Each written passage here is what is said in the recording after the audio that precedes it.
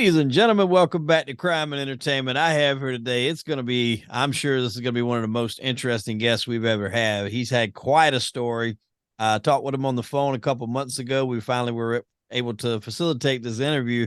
Please welcome to the show, Kyle Overmyer. Kyle, how you doing, my friend? Thank you, Wade, or should I refer to you as Hollywood Wade? Hollywood Wade, all the same, man, all the I same. want to be respectful on your show. This is your turf, your territory. So I got to be respectful. I'll call you Hollywood Wade. Then I like it. There you go. There you go. That works for me. Real quick, kind of give our listeners a little overview, a little primer of your story, and then we'll get into it from start to finish because you got a lot to unpack here. Yeah. So in my 2 minute, 2 second elevator pitch, I would have to say I was a hometown boy, grew up in a great family, never had any really any legal issues, drug problems. Ended up getting into law enforcement after figuring out what the hell I wanted to do in life, and was elected the youngest sheriff in Ohio at the time at 34 years old. Found myself then getting diagnosed with arthritis. From there, got addicted to opiates and had to find a way to feed my addiction. And the rest of the story is prison time. Wow, that's quite a journey, man. And I've listened to your show on you went on Matt Cox. So shout out to Matt Cox, Inside True Crime. That was an excellent episode. And I couldn't wait to get you on because you don't travel, a path of someone that you would think would go down this road. It started, like you said, getting arthritis. I think it really started by genuinely getting these things prescribed to you by a doctor. And then how it happens with so many people, you just become addicted to them without even realizing it until it's too late at that point. No, I agree with you too, Wade. And that on top of some of the things that I endured throughout my career in the job, it was I neglected basically to take care of Kyle, so I chose the other way of addiction to deal with the mental pain instead of the physical pain, and that's what ended up in me getting me in a lot of trouble. So let's start out from the beginning, man. Where'd you grow up? I grew up in Fremont, Ohio, which is northwest Ohio. It's called Sandusky County, up by Lake Erie. A lot of people are known as one of the Great Lakes. My parents have been married over 50 years. They're still married today. My father had 38 years in law enforcement, retired as a captain from the same sheriff's office I was the elected sheriff of. My mother had a good job in the office of a construction company. And my dad and mom always put a roof over our head and meals, gave us the best we could with the jobs that they had. And I was even sent through a private Catholic school from third grade on. So I had a great education too, as well. Wow. I always remember Sandusky, Ohio. That was like I don't know if they actually shot it there, but that's what they talked about in that movie, Tommy Boy. You're right, exactly. And it's also known for Cedar Point, the amazement park with all the big roller coasters. Yeah, that's cool. So did you have any aspirations, like with your father being in law enforcement? Did you have aspirations early on to be in law enforcement? I know sometimes that can be a family tradition. Sometimes people can want to break that and they don't want to have anything to do with it. But what was that? What was it in your case? Actually, I grew up, I played football, I boxed, I was a wrestler. I found myself in childhood sports, but I was always drawn to actually being in art. So I actually originally went to school to focusing on art for 2 years, University of Toledo. And then I was actually a college dropout for a short time. And I come back, moved back with my parents, didn't know what I wanted to do when I grew up, basically, and worked a couple factory jobs. And I said to my dad, I said, you know what, you've done pretty well. You're very respected in the community. You know what? I had to get into law enforcement. He said, forget about it. Don't get into it. And so I didn't listen to him. I put some money together and I went through the police academy, and I moved on and said, you know what, I'm going to do it. I'm going to do it. And I'm going to give my best shot of it. Yeah. What year is this we're talking? I went in the academy in 95 because I graduated high school in 92. So I spent 2 years at college, dropped out, and then 95. And then after a couple rounds of interviews, with the sheriff's office. They ended up actually hiring me in actually May 5th of 1996. I started full time in the corrections division. They start you in corrections, and then eventually you move your way up. And I did, and I did quickly, actually. Now, when you say corrections, is that like, in the prisons, or what do you mean by that? Um, One of the duties of the sheriff in Ohio, most of them, there's 88 counties, so there's 88 sheriffs in the state of Ohio. One of the duties is to oversee a correctional facility, a jail. And so I was one of the corrections officers, or what they call jailers, and I would tend to the inmates, at the Sandusky County Sheriff's Office, at the jail, the facility there where everybody was incarcerated. So that's where I began my career in law enforcement. Now, how long were you in that role? Because you said you started escalating pretty quickly. What was kind of your progression in the different roles that you had? Didn't spend much time there, 3.5, 4 years. Then I was promoted to road patrol, and that was actually short-lived too. And then at that time, then in '99, I met my first wife. And I actually, at that time, I decided to go back to college. I got a 2-year degree in criminal justice. And then I took off pretty fast on the road patrol, doing a lot of drug interdiction, and took a lot of drugs off the streets, guns, large amounts of money, and started to get pretty recognized by the sheriff prior to me. And I even got so into it, I went back and I ended up obtaining a bachelor's degree in business administration too. I'm like, you know what? Maybe I'm not going to stay here. Maybe I'm going to pursue a federal career. And I had other aspirations for a short time. Mm-hmm. And you even done some undercover work too, right? I did. And what happened was I had a few rounds of interviews to go on to the federal system and some other jobs. And the sheriff then gave me a call on the phone one day and said, "Hey, I want to meet with you." And you don't usually hear much from the sheriff because it's a large agency. He's the boss. He's got other things to do. Took me out to lunch and he says, "Hey, I heard you might leave." And I said, "I'm talking about it. I want to do the best for my family." I had my first child, and then I had another one on the way. I had my daughter, Michaela. Then my son, Dylan, was born in November of 2003. And he says, "I want to give you an opportunity to be a detective. I know you're good at what you do when it comes to narcotics investigations. You've done a lot on road patrol." So he says, "I want to offer you that position." I said, "Well, I don't know if I'm interested." He says, "I'll make you a detective sergeant." Well, then that was music to my ears. I was, 27 years old. I was going to be ranked in the detective bureau. So I took it and I stayed. I basically passed over going to the federal system and stayed in my own community then. And believe it or not, within a year, I was then promoted to captain, top of the food chain, after working with a lot of agencies, taking a lot of drugs off the streets, boarding up businesses that were involved with illegal activity, houses, and I made a huge impact in the community. And the sheriff saw that, so he wanted to reward me by making me a captain and within a year. Wow. Now, when you're doing these undercovers, like, because you're saying in the community, I always find it like, and I don't know how big the city is we're talking, but like, how difficult is it to do undercover, but then not be recognized as, a member of law enforcement?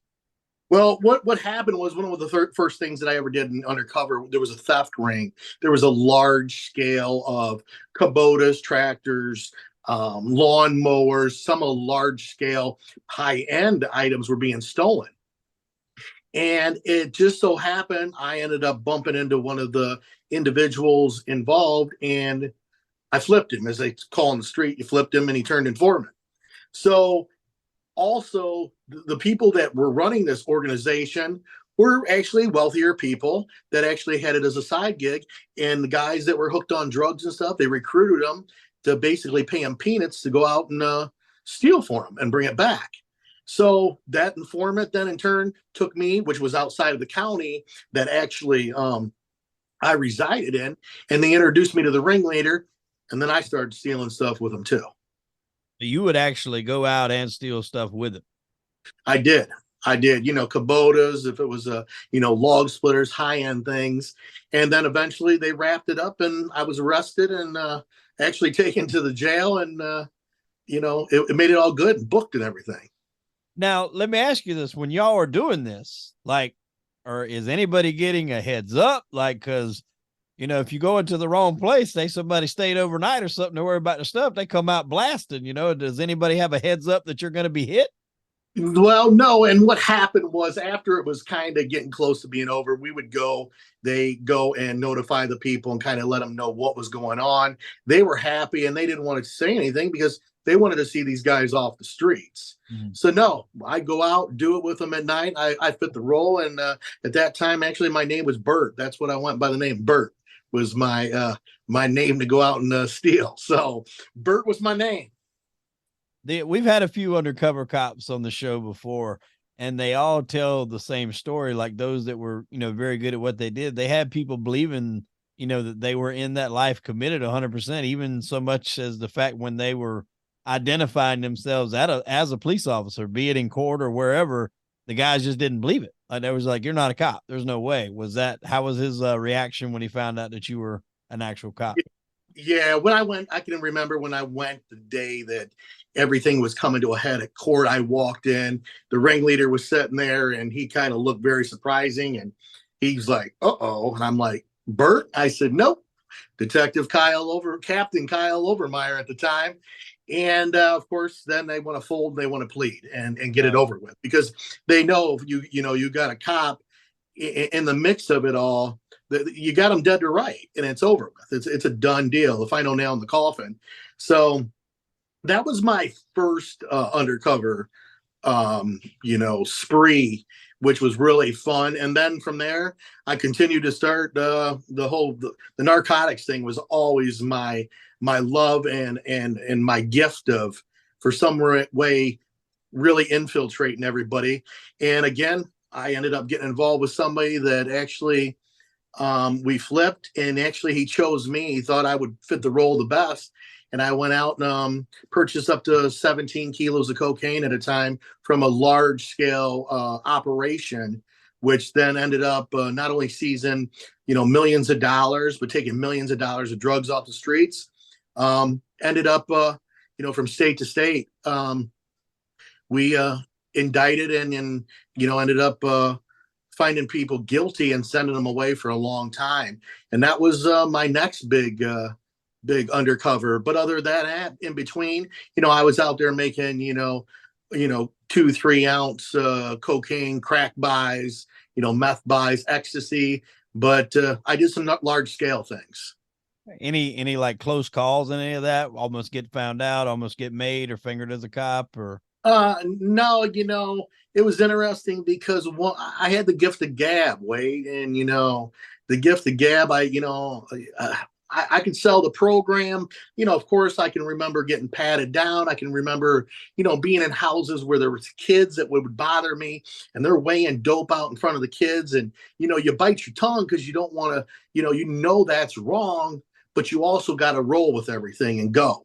Yeah. So no, I never really did. There was one time they wanted me to, use, and the guy that was working with us, who was an informant, said, no. He's like, hey, remember, you're going to have to. They thought I had another job too, working somewhere. They're like, he's like, hey, you don't want to get that drug test because you're not going to be out here hustling for these guys. So they backed off. It was, and fast thinking by some of those guys, but that's what they do for a living. They're hustlers. Right.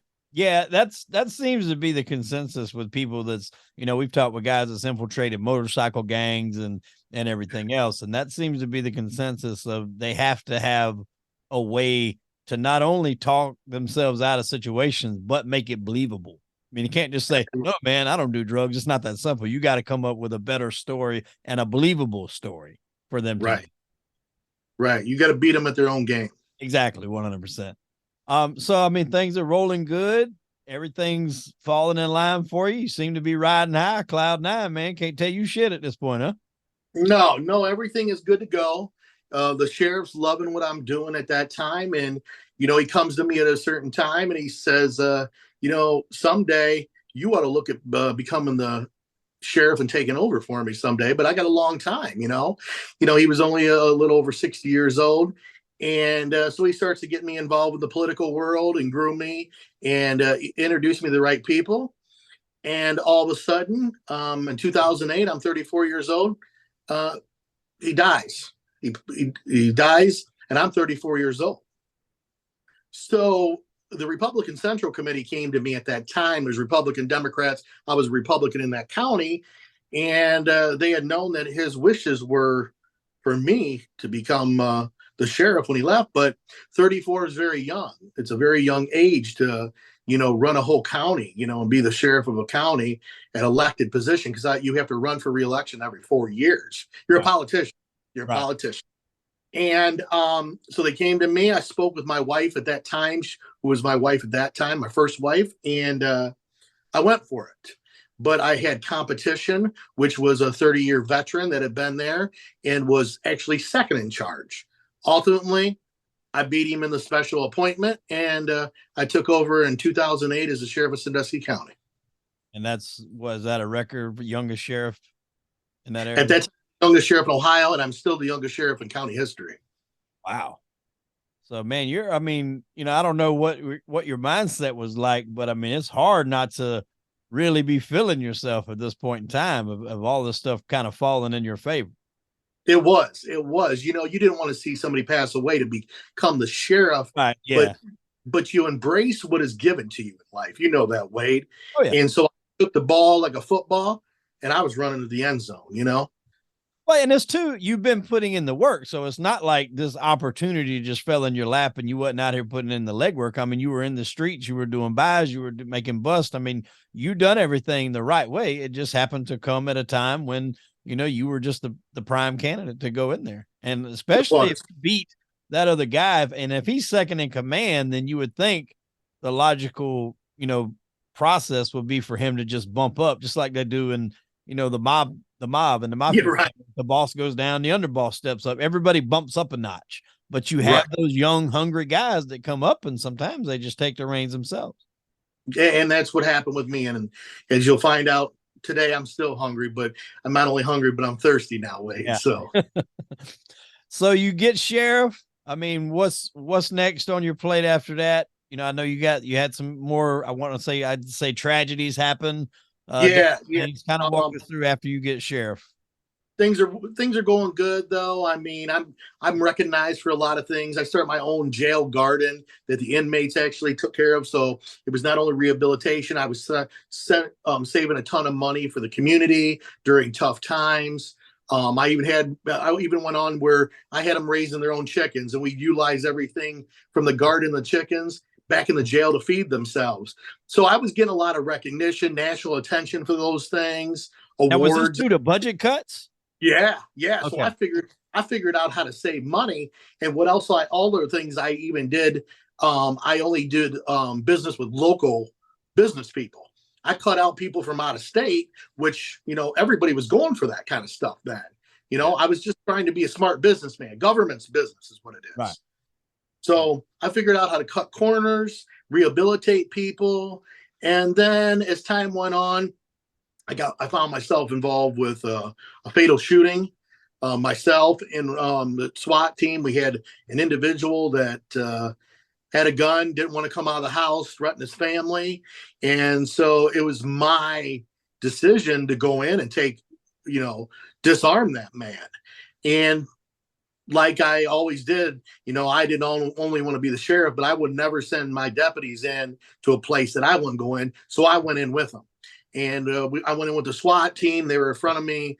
A couple other guys fired ahead of me, and we killed the guy. And I was ultimately sued for $20 million personally. By the guy's family? Yes. That he was holding up in the house with the gun. Yeah, and they had gotten out, but of course those things happen. They'll turn on you, and things became utter chaos. There was protest on our main street in Fremont, Ohio, people holding up signs, derogatory signs, making me feel like, what, and like shit. And that got to me. It really did, and we didn't want to kill anybody. Absolutely not. And so that started to wear on me some too. And then during that time, I was starting to get a lot of pain in my ankles. Due to I broke both of my ankles growing up playing sports, and it started to wear on me. And so I ended up going to a specialist, and they said, "Look, you got arthritis, Kyle. You might be young, but you're struggling with arthritis in your ankles. So we're going to give you 105 Vicodin a month." So I'm like, "Okay." Damn. So yeah, so it actually then starts dealing. I start dealing with the physical pain, but during that time, I was still struggling with the shooting and everything going on, and it's really shook me up. I took care of my other guys, the deputies, made sure they got the help they needed, but I didn't take care of Kyle. I kept going because I was like, you know what? I'm the sheriff. I'm a husband. I'm a father of two. I'm too strong for this shit. So I got to keep rolling. Well, it isn't long. I get called out on a Sunday afternoon. Here comes something else. We're about by the mouth that we have a river that runs through, and the mouth of the river runs into Lake Erie. 3 children out on the ice. They drop through. I'm out there with them all. We lose them all. Oh. They all drowned us. So again, I struggle with that. I didn't want to see those kids die. And, the totality of everything going on, I took care of the other deputies and I didn't take care of Kyle. Well, those 105 Vicodins, and as time went on, I struggled mentally, Wade, and I hit it very well. So I'd run out with those Vicodin by a week and a half, 2 weeks, they'd be gone. I'd eat those things up like Tic Tacs, Damn, 105 in 2 weeks. Gone, out of there, out, They were like Tic Tacs. Every morning and it got to the point that then I started manipulating the doctors. I'd call and say, "Hey, my back hurt, or this happened, that." I even manipulated my own jail doctor. And so I graduated Percocets. Those were my favorite thing. I love those Percocets. And, and it was starting to get where I had a hard time doing that. So we had this take back boxes around the county where the community would throw away their old, pharmaceuticals, and there's drugs. Well, I got it in the idea to not only pick them up, but put my hand in it like it was a cookie jar. Wow. Did you know? I mean, I'm assuming they were just labeled and they just threw them in there labeled, or did you have to? Yeah, I was smart. I could identify them. I knew pills so well because of being on the streets, and then also because I became a full blown addict. I knew what I was looking for. And what milligrams are these? Were these the 10s, like the yellow ones, the bananas, I think they called them? Or? You get 10s, you get 7.5s. I take everything and pile them up. I mean, honestly, there were some days I was taking 20 pills a day, Jesus Christ. And you're able to function and not be the wiser. I was a functioning addict. I'd start my day every day, Wade, like that. I hid my pills behind always in my laundry room above my duty gun because I knew my kids wouldn't mess with it. And that's how I began my day. It was like Flintstone vitamins. I mean, that's how I began my day. I couldn't do it without. That's how I lived every single day. I was dealing with so much shit inside that I'm like, you know what? This is the only way out. But I didn't want to think I was an addict at all because I was the sheriff, man. Those addicts were out there on the streets or in the trap houses. Not me. I'm an educated guy that lives in a really nice house, married, got 2 kids. How could I be an addict? All right. Whatever happened with the lawsuit, just out of curiosity? I went to a federal trial with that and I won. Okay. I won at one time. There was $62 million I had in lawsuits at one time. Jesus Christ. Yeah. You wonder how I'm still standing. I know, but I won the other one. The other one was thrown out of court. That was, a death in the jail I inherited. But I had 62 million at one time. That was a lot for me to deal with. I had a lot going on, Wade. And, I think the totality of everything made the addiction worse and worse. And yeah, I mean, it's just also the physical stuff that you were doing. You said your ankles and everything from your injuries from childhood that compounded on, all this other stuff you're dealing with the lawsuits, then losing the kids, all of that, plus your physical stuff. It's real easy to get sucked in to that whole. You do not have to be a bad person or, a person that's living in the streets or whatever for this shit to get its hooks in you and dig deep. All it takes is bad circumstances. And absolutely, if you have those available, and like you said, you got 105 for a month, and next thing you know, that's only lasting you a half a month. Right. So, yeah, so all that was going on. I had made it through one term, my first term of as sheriff. There was another one because everything I was doing a pretty good job. People loved me. You know, I was very good with the community, coming up with new ideas, being innovative. I was proactive, and I went. Nobody ran against me my second. So that was two terms down, and then February 3rd, 2015, I'm going to fill my prescription for my 105 Vicodin, and always went to the same pharmacy in town, and everybody knew me because I was the sheriff, you know, and I knew them very well. And she called me aside, Leslie, who's a wonderful woman. She says, "Hey, Kyle, I want to talk to you." I'm like, "What's going on?" I thought somebody was buying Sudafed, cooking meth, and she wanted to tip me off about it. She pulls me aside. She says, "Kyle, you're done." I said, What do you mean, Leslie? What do you mean I'm done?" She says, "You no longer can get narcotics from multiple doctors. I know what you're doing."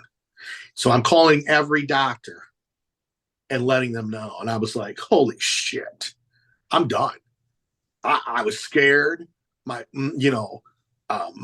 stomach was just like, my stomach dropped through my ass. And I was like, what the hell am I going to do with myself?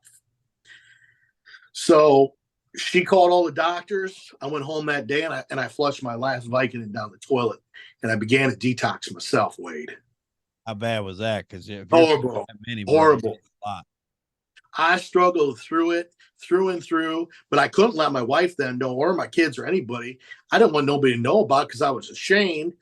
And of course, I was a sheriff. So I manipulated my schedule. I would go and put my uniform on. My kids would go to school. My wife then was a school teacher. Everybody go. I turned my vehicle around and put it in the garage and put the garage down, the door down. Nobody know I was in there laying around trying to, work through all this detox. I was a mess. I was an utter mess. Wow. Now, you said that you started taking perks too. Did you ever get prescriptions for those, or that was just stuff you got from like those drives? Oh, no, I got prescriptions for perks too from multiple doctors. Oh, yeah. That's how I got red flagged. That's how they red flagged pharmacy. Yeah, because a lot of people, I think they call that doctor shopping, don't they? Yeah, that's what it's called, doctor shopping. Yeah. Okay. So when you do that, when people, and I've known people that have done that before, when you do that, your name does go in. It goes in, I'm not sure the name of it, but there is some sort of system that it goes in. It's the ORS report. Okay. Actually, I know the individuals. It's ironic. I'm friends with the people that actually created the system. I'm good friends with them now. How ironic. Wow. Now, and you didn't have any idea that they were catching them? Because I think I heard you even say, like, some of these times you wouldn't even need an appointment. You could just call and tell them, hey, back's giving me trouble, and they just leave the fucking prescription right there for you to come pick up. They would. I'd text them, call them, whatever. They'd say, "Yep, it'll be right at the window for you. Go get it." Wow. Man. So how long did you have to go through this detox process before you were okay? Because that's a lot, man. That's hard to do in cold turkey, not being able to reach out for help. That's hard. It was. And, I'd nod off during meetings. I was acting differently. I'd research things, like I was researching things on the internet. How can I, what can I use to get myself off this? And I was pretty lost.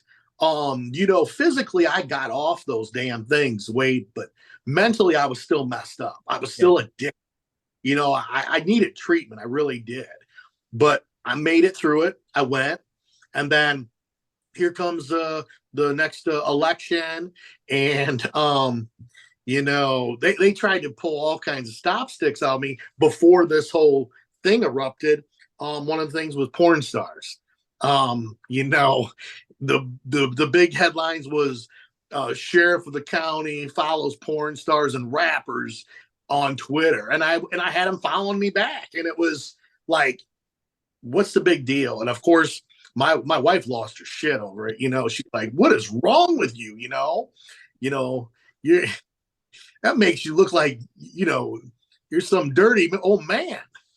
You got my vote. I mean, if I'm seeing my sheriff doing that, I'm fucking voting for him. Damn right.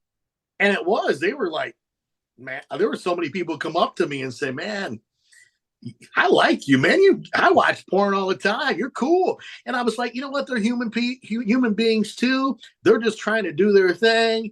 And so I took a lot of, shit for it, but you know what? My numbers increased and I ended up winning the primary. I got 62% of the vote. So I did great. Well, sometimes that can backfire on people when they try a smear campaign and it's not necessarily the worst smear. It looks, you say, okay, well, he's a regular dude. I respect somebody more for putting that out in the open than somebody that's probably subbing to 15 OnlyFans accounts and keeping it quiet. Right. Right. And it was. And that's what it did. I mean, it actually made me more popular. Yeah. And it did backfire. Then, yeah. So then here comes the general election. And that's when I got the phone call from the prosecutor saying they were starting to look into me about doctor shopping and the pill take back. And I told, because I was in denial too. I never wanted to think I was an addict. I didn't want nobody to know about my secret, especially my children, And I told, the prosecutor, I said, they're on some bullshit. I said, they just want my job and they're going to try to crush me and they can't. They tried the porn star thing and it didn't work. It didn't work at all. It backfired, like you said. And so now they're going to do this. So I continued to roll through. And August 23rd, 2016, I'm at the ribbon cutting of our county fair with all the judges and all the constituents doing my thing. And by that night at 6:30, I got a 43 count indictment and I'm in an orange jumpsuit looking at 15 years in prison. Wow. They came and they arrested you? I had an attorney because I called an attorney and I knew they were going to have a grand jury, but I didn't think they were going to indict me. I didn't think so. I mean, I was still in denial, thinking I'm the man, I'm Teflon, and my attorney called me. They said, hey, they just got to hold me. You got to turn yourself in. So I turned myself in. Okay. Yeah. I was wondering if they facilitated attorneys. A lot of that must have to be if you have an attorney, you're able to facilitate a surrender as opposed to them come picking you up. Well, and I know the plan was they originally wanted to surround me with the marshals, and they backed off of me because I knew all those guys. They didn't want no bad blood with me. I got along with all those guys. I had respect for them and did a lot of work with them. So they backed that off. They wanted to make a big thing out of it. And so where do they take you? Do they take you to your jail? I got booked into my county jail. Oh yeah. And of course, that people were really feeling funny because, they liked me. I was a good sheriff. I treated my employees great, And the masses, I know some people had to know this was coming down, but the masses probably had no idea until this happened. No, they didn't. And then from there, they transported me to an adjacent county jail for the night until the next day I had my court hearing. And what happens there? Do you get bond? 150,000 and I bond out and I keep rolling. And I keep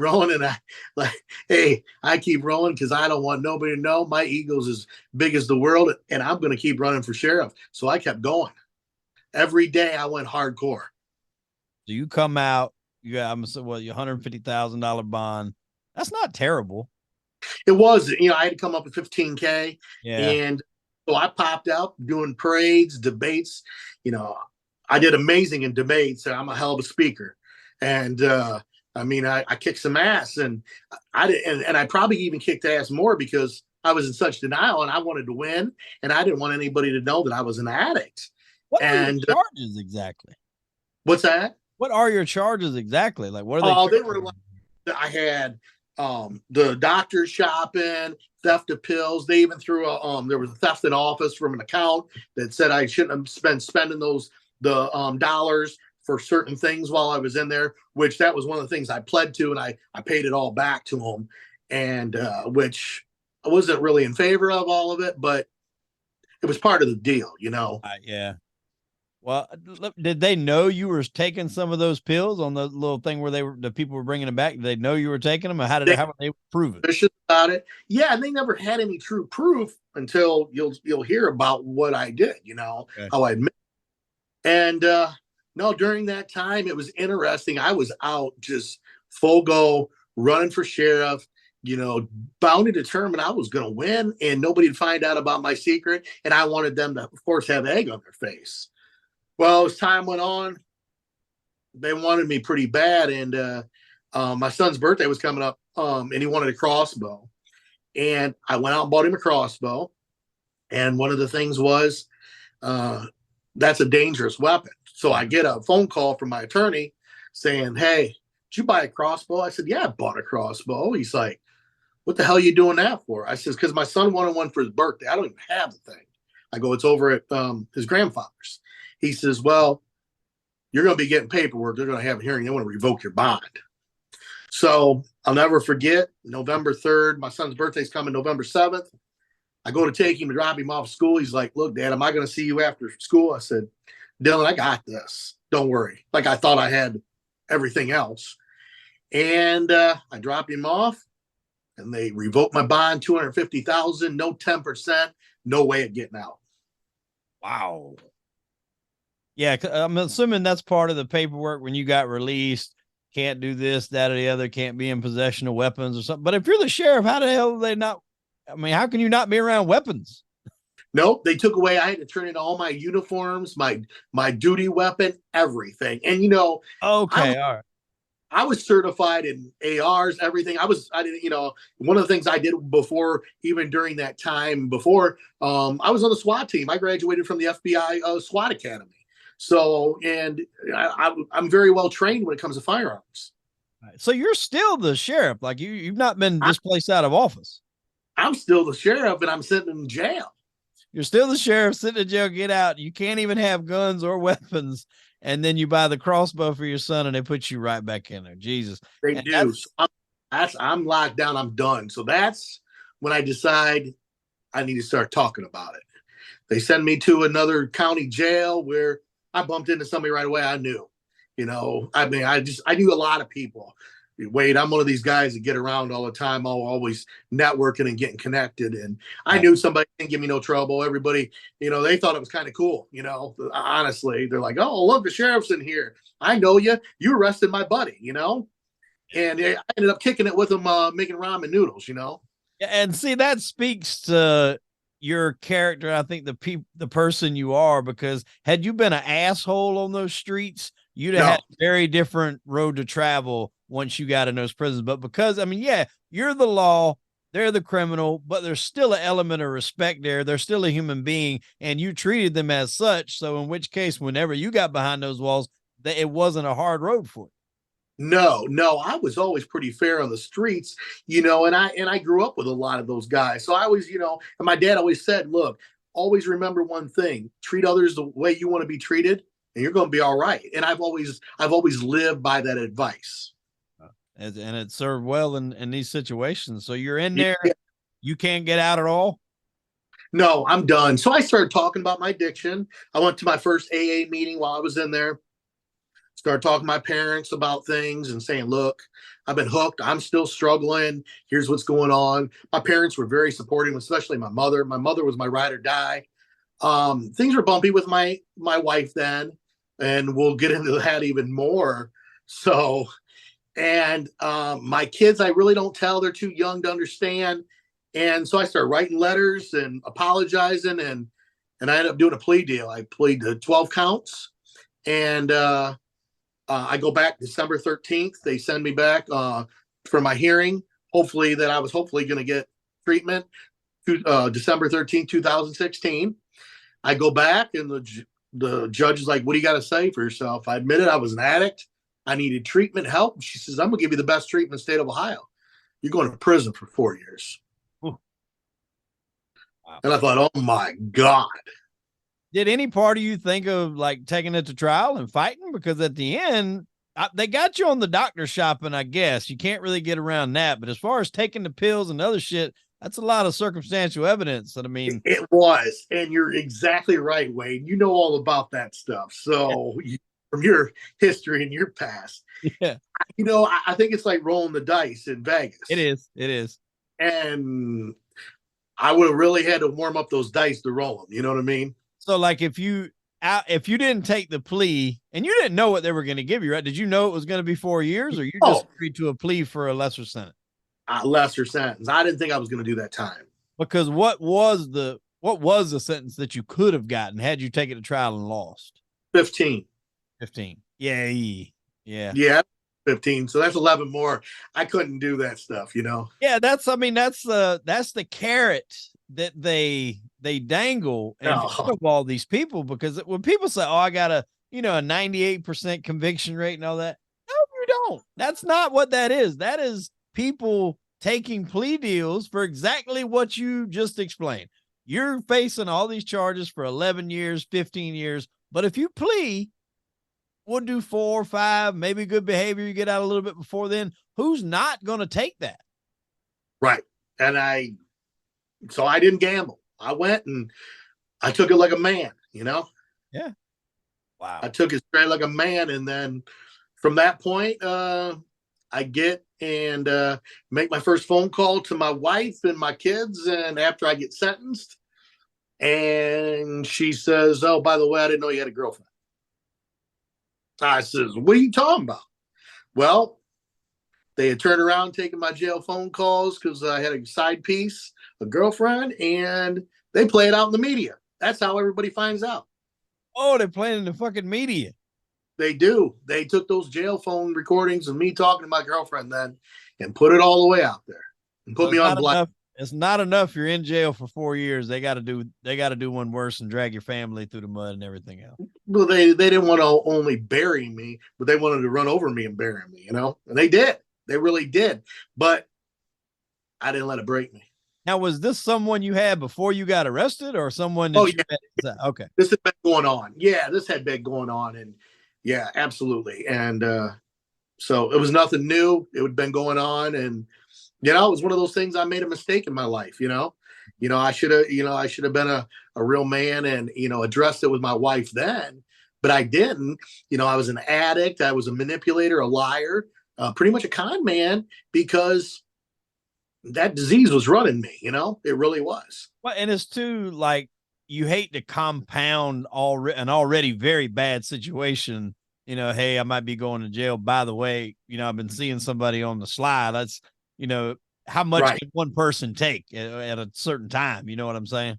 Absolutely. Absolutely. And yeah, so that was another one that they wanted to throw at me and see what they could do with me.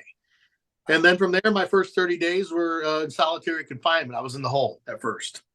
And was that just because of the drugs, or just for what was that? Because me being the sheriff and being a high profile, they put me in there to find me a place for protective custody. Oh, okay. I mean, in solitary confinement, you ever been in it or not? No. It's dark. There's no clock. The only time when it's get a time to eat is when you hear the wheels coming on the concrete floor. You turn it like into an animal. And it did me a lot of good, though. It got me prepared for what my life is today. And it got my shit straight. It was like, look, I'm either going to make it or it's going to break me. And I figured out what I was going to do with myself. Wow. Now, how long did you stay, or like a period of time in a county and then get transferred to a prison? No, well, like a day. Then they shipped me to intake, which is in Grafton. And then that's where I was in the hole. Then I went to protective custody for a few months. And then I signed out. I went to general population. Wow. And is this a prison like local to your area? It was in Lima, Ohio. Okay. So, yeah, I went and I wanted to be in general pop because there was more things to do. You could move. You could be out of the yard for a long time. And you could just, you could actually live instead of exist. All right. Now, were you worried at all about the fact that you coming in there as a cop, and the consensus is they don't really care for police officers in there, especially ones that they might not know the whole story, but they always in here for drugs. He's dirty. He was dirty. I'm dirty. He's dirty, but yet he put, one of his buddies might've put me in here. Were you worried going in there with that kind of outlook? No, I'm the kind of guy, and I'm kind of one of those guys, like, I went through everything else. Just, fear's not one of my biggest obstacles, Wade. And, I went in, I had a run in with one guy and I handled it. And then I got real respect. But I'm not gonna lie, the first day I jumped off that bus, they knew I was coming. They knew I was coming, and they knew who I was. They knew my whole story. And of course, they offered me drugs right away. There are more drugs in the joint than on the streets. And I'm like, I'm good. I'm gonna get through this sentence or this whole prison sentence without drugs, and I'm gonna get my shit straight. I'm gonna do it the right way. Yeah. So I stood my ground. I got a lot of respect. You know, I mean, I broke bread with probably, you know, some of the worst guys that had, you know, several bodies, and I had a lot of guys that were doing, you know, life sentences in there, gang members.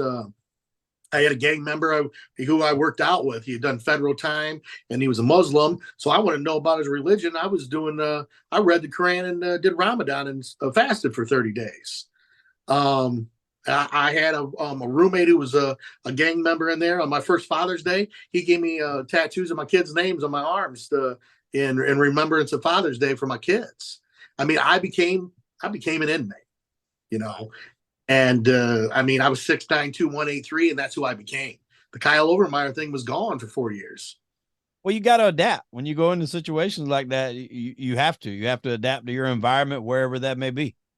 I started to carry myself, speak, think, trust issues, you know, prepare yourself for war, because you could tell how people moved on that yard if something was going to go down, you know. So I became one of them. And that's probably why I survived so well in there. Yeah.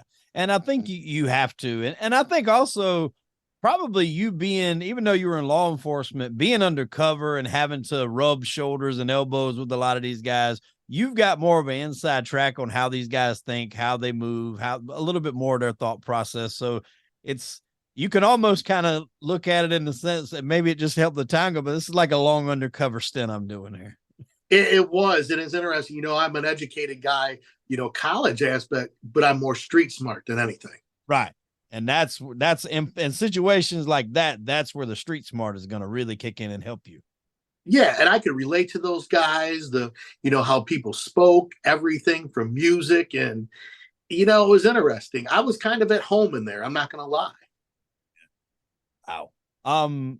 Didn't you say there was a situation to where like you were taking something but it wasn't like anything illegal? Oh, yeah. It was interesting, and I you know, so to speak, one of the corrections officers had it out for me, and you're not allowed to have your vitamins mixed into one bottle, but you only have so much space. So I did, and we had a cell shakedown, and I got rolled up. I got a contraband ticket.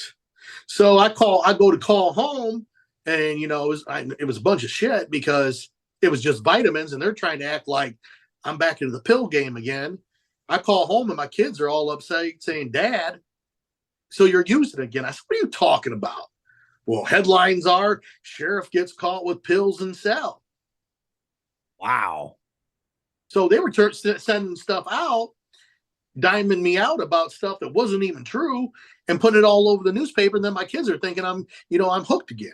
How far is this into your stint that they're doing this? Man, it was probably less than a year and they're on me, you know, and it seemed like every time you turned around, there was some kind of article about me. I know one newspaper that was a local, they said there was over 500 articles total about me in that thing. I mean, it was crazy. They stayed on me. They stayed on me nonstop, Wade. And I mean, and there's not a thing you can do about it from inside. No. You can't fight. I just had to prove them wrong. And I had to show my kids. And my kids eventually, after talking to them and actually talking with their mother at that time, you know, or my ex-wife, and we got it all worked out. You know, so I didn't see my children. Divorce? Pardon? You guys did divorce? We did. I got divorce papers while I was locked up too. I did get those, you know, and rightfully so. She's a great mother. She took care of those kids. I didn't see them for 4 years because they didn't want to see me in that capacity. And I understand. Yeah. But I did. No longer had the girlfriend. I moved on. And I just did my thing.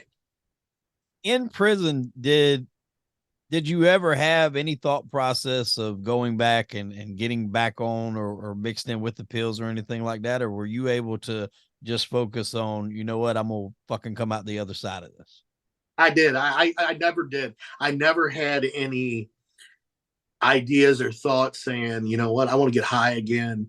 And you know what, you know, if you feel going in there and they make you feel like a piece of shit, that's what you're supposed to be. I'm a reverse guy. The more they hated on me, the more it turned me up. And I take that negativity, and I don't know what it is, Wade, but I don't know. I instill it in a whole different way. Most people crumble, but I don't. Right. Yeah, and that's not something that everybody possesses, to be able to take a horrible situation and, for whatever way you can, spin it into a positive. That's not an easy thing to do. No. And I spent a lot of my time. I worked out a lot. Actually, I ran into one of my better friends. I was in competitive bodybuilding in the 90s and went to college. He was in there doing 10 years for manufacturing steroids. So we ended up linking back up too. And he's doing great. He's got a great job. He's out, and we bonded quite a bit in there and kind of leaned on each other because we both wanted to get out and do good things. He was a father as well. And, we always had a lot of long talks like, you know what? I know what people probably think of us and want us to be, but we can't give them what they want. We got to do our own thing. And we did, and so it was nice to actually connect with an old friend in there too. Yeah. And those are the kind of situations that you have to look for the silver lining in whatever your situation is. And those are some things that can help, pass the time when you're in there, connecting with an old friend, albeit shitty circumstances, but still it's a familiar face, and you can use them to, like you said, kind of bounce your goals off, because that's a key thing too. I wasn't inside very long, and I was in the county, but there were a lot of guys in there that were trying to help out the other ones, and, hey man, you need to get out and do a landscaping business or something. Not every job is going to run a background check. So there's things that you can do. You can start your own business with a lawnmower, and they were trying to build each other up. So it happens. And I know some people think they're just in there and it's all, kill or be killed, but there's a lot of people in there that are really plotting their future to get out and do better than what they are. I built some great relationships on there, and I'm not gonna lie. Even unfortunately, there were some guys that I helped in there to overcome their addictions. Unfortunately, they got out and they overdosed and passed away in the last few years since I've been out. This couple of years I've been out, and it's sad because I saw a lot of potential in those guys, but they couldn't fight the demons. It's not easy. So how long did you wind up doing total in prison? 4. So I did every bit of it. Yeah, I got out in April 2020. Then I was on parole. But when I got out, I was seeing another girl. Things we fell out. It was a girl that connected with me in prison, and then I was homeless. I was struggling, and I found a woman that I had known, and I was actually on one of the college boards. I was a board of trustee on a college board, and I reached out to that woman because her and her girlfriend would send me Christmas cards and stuff and support me. And I just reached out to her and I said, I'm trying to get a spot. Do you have anything I can even flop in one of your apartments? She goes, they're all rented, but I got a spare bedroom with an air mattress. So I was on parole. I had to find somewhere to flop. So I flopped there. I had nowhere to go, and I needed a job. So I'm back in my own county. I got to live in my own county where I'm from. Got a big hunking ankle monitor on, so they can keep track of me. And so I got a friend who owns these Lee's Famous Recipe chickens in the area. And I went to Larry. Larry's a good man. He was a good friend. And everybody, all the deputies would go to Lee's, and, it was kind of who's who would go in there, sit around, eat chicken, and, converse with everybody. And so he's like, I can hire you to fry chicken in the back, $9.50 an hour. So I'm like, I'm on it. So I go in, and that was my job. I was frying chicken, homeless. And it was interesting because a lot of those people in the community came in. They started taking pictures of me, putting memes on Facebook, and trying to continue to tear me down. But which they didn't know, and we just talked about it a few minutes ago, it turned me up. It turned me up something fierce. And I did a lot of meetings. I was building that bridge with my kids even stronger and working on that. And then eventually I had a friend who I ended up making friends with, and one of those self-help group. that was running a facility in Sandusky, and he gave me a job on a midnight shift overseeing the clients in the treatment center. So I went from like $9.50 an hour to $11.50 an hour. I thought that was great. Yeah. And I was making strides, So eventually I started, and that was, I got out April 6, 2020. So here it is, a few months, really tough. And I put some money together. And believe it or not, I ended up getting an apartment back in the hood where I used to kick doors in. That's where all the dope boys were. And that's all I could afford. And, some of the furniture, clothes, hell, I can remember for my, I didn't have any shoes for a job interview. I was dumpster diving, getting shoes out. I still got those shoes. So I remember where the hell I was before and where I am today. Right. There was no pride to hide because I was going to survive any way I could. And I kept grinding, Wade, and eventually then November 22nd, 2020, I meet Jennifer, who 6 weeks later I end up marrying as my wife. And how'd you guys meet? Through mutual acquaintance off Facebook. And she's down by Columbus and I'm up there. We get married 6 weeks later and she's like, how are we going to do this? You're up there living. I'm down here. Well, 6 days later, we're out eating pizza. I get a phone call because I started to talk about all this stuff on Facebook, share my story. A guy who's from Florida, who owns a treatment facility in Columbus, calls me and says, hey, you want a job in business development? I'm like, you serious? Where? Columbus. So it works out. I move down. And then eventually, I really start talking about my story and talking about addiction, recovery, redemption. And we put together what I have now. It's called KO Addiction. It's an LLC where I travel around and speak. And then one thing after another, I got another good job. And then now eventually here I am. I'm a regional director for Hickory Behavioral Hospital. Just opened a hospital on Monday. And got KO Addiction, doing great podcasts like yourself. And another shout out to our man, Matt Cox, and I get to continue to do these things. And here it is a little over 3 years later. And here I am now, Wade. 3 years, a lot of things have happened in 3 years. Yeah. And a lot of people are, shocked, but so am I. But you know what? I believe if you believe in yourself, you can do about anything. Yeah. And your story is so unique because you come into law enforcement, you fast track roller coaster to the peak very quickly. You fall off immediately. You're down about as low as anyone can go. You got to go to jail for 4 years. You get divorced.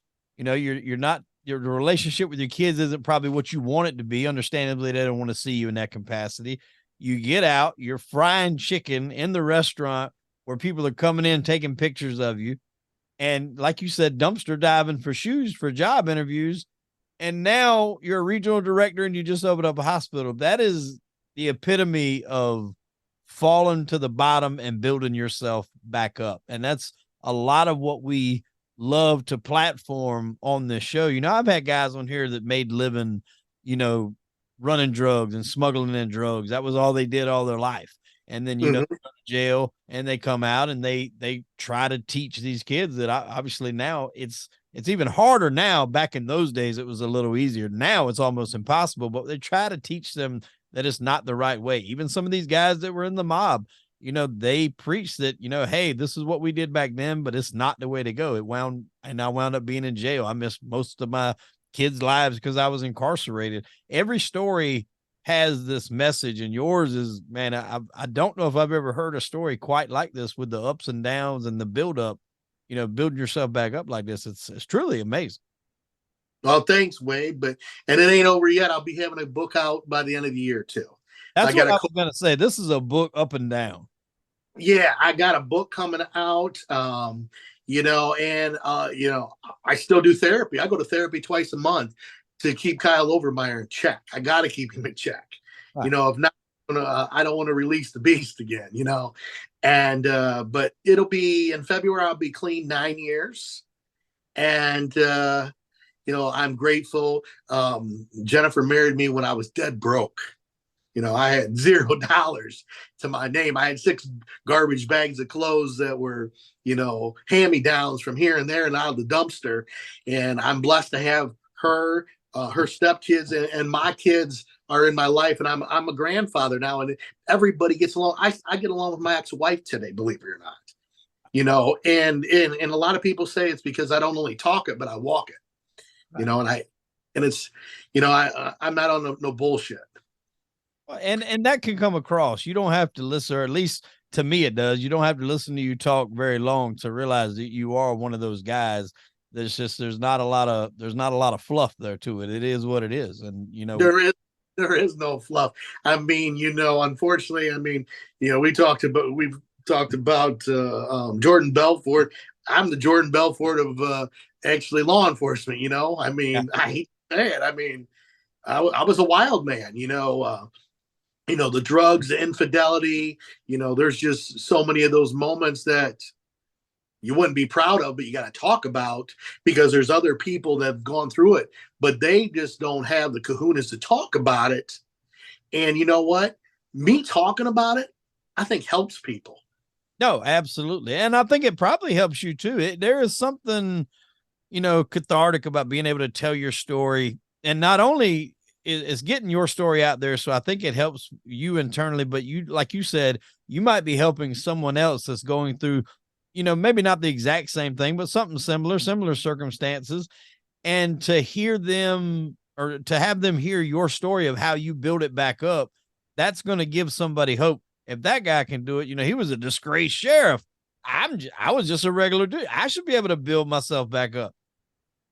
Right. And I agree with you. And I always tell people when I go into these treatment facilities and speak and go to these big events, if I can do it, you can do it. Anybody can do it.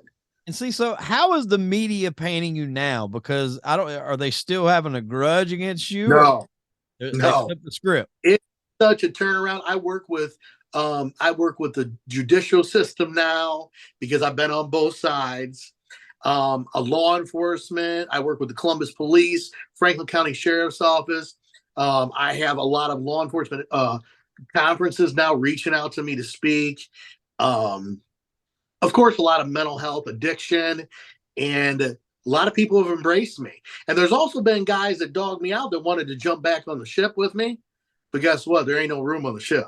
Yeah, exactly. And that's the key right there, is like you said, when you were putting these guys away, you done it the right way. You were a man about it. So they were accepting of you when you wound up being on the other side of the fence. People will dog you out, man. It's like when those tabloids and stuff start printing stuff, people that don't even know the story are going to pile into it. They're going to buy into whatever bullshit is printed, because you can't really go. The paper nowadays, it just brainwashes people, or not even the paper, but just headlines on the cell phones. They paint whatever headline they want, and that's what sticks in people's minds. They don't even give a shit about the truth anymore. They just remember the headline. No, and it's interesting. I can remember like my first probably week out, I'm at the gas station in Fremont, where I'm from, and there was a guy that's done several numbers in prison. He's a dope boy. He looked at me. I come out. He's like, "What's up, Overmyer?" And I said, "What's up?" He said, "I got nothing for love for you." He goes, "How does it feel to be one of us now?" And he gave me a hug and said, "You're one of us." And I'm like, I guess that's what they call street cred, Yeah. Well, and there's something to be said about, coming out on top after doing that, after going there. Like you said, you didn't fight this shit. You took it, you owned it, you bit the time, you ate every day of it, and, come out, and then you make the best of it. So there's something to be said about that, because a lot of times when people get in trouble that are in, higher up positions, sometimes they can skate on stuff like that. And then it's the opposite effect. Everybody knows that you probably done something dirty, but you got out of it because of your position, and they hate you. You right. did the exact opposite. You had this high up position. You were sheriff, and you ate the time. You admitted it. You done it. You talked about it. You went to jail. You got out. Now you're doing everything the right way. That is going to resonate with people, as it seemingly is right now. Yep. And, like I always say, I'm a felon, and I'm proud of it. And I've beat the odds, Absolutely. So when are you thinking this book might be out? By the end of the year, maybe? Yeah. By the end of the year, I got a co-author out of California. And it's gonna be for everybody, and a lot of it's about redemption and to understand that, like we just talked about, you can overcome about anything as long as you put your mind to it. If you don't believe in yourself, nobody else is going to believe in you, Wade, and you know it, and I know it. Absolutely. And you got to be a believer yourself. You got to be your biggest fan. That's the way I look at it. Yeah.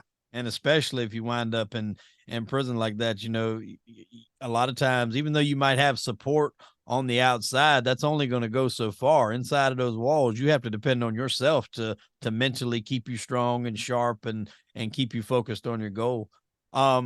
If anybody wanted to get in touch with you, maybe for speaking engagements or something like that, are you on social media? What all platforms are you on, my friend?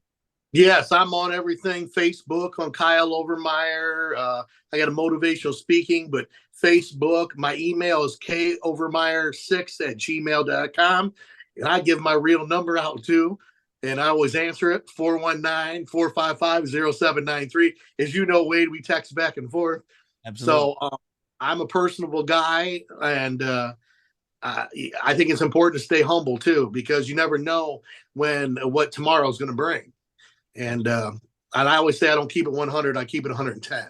So you always got to go that extra mile with it. Yeah. So anybody needs anything, wants me to speak, talk any kind of business, I'm always willing to listen. My ears are open. There you go. What a story, man. I can't tell you how much I appreciate you coming on the show and sharing it with us. We wish you nothing but the best going forward, my brother. I hope blessings keep raining down upon you for sure. Thank you. I appreciate you, Hollywood Wade. You know it. Thank you, my friend. Well, ladies and gentlemen, I am Hollywood Wade. That was Kyle Overmyer, and unfortunately, we are out of time. One last question before we get out of here. Well, two questions. What was the porn star that you followed that they nailed you for? Jenna Jameson. She even sent me a message too. So did she? She sent you a message? Yeah, but her father was in law enforcement, but Jenna Jameson. That's her. There book. it is. How to Make Love Like a Porn Star. That's her book. She's one of the most. She's iconic. Yeah, Jenna Jameson's iconic. Who wasn't following Jenna Jameson at that point? Jesus Christ, that like you just picked out some random one or something. Everybody was following Jenna Jameson. She was the top of the porn world by then. She was. Now, when you went in, and I forgot to ask this earlier, so I hate to circle back, but when you went in, I'm assuming since you were in, you were going for 4 years. Like, did that kick you out of the race? By the way, I was still, when I was in jail, I was still running against two people, and I got beat, of course, but I got a ton of votes.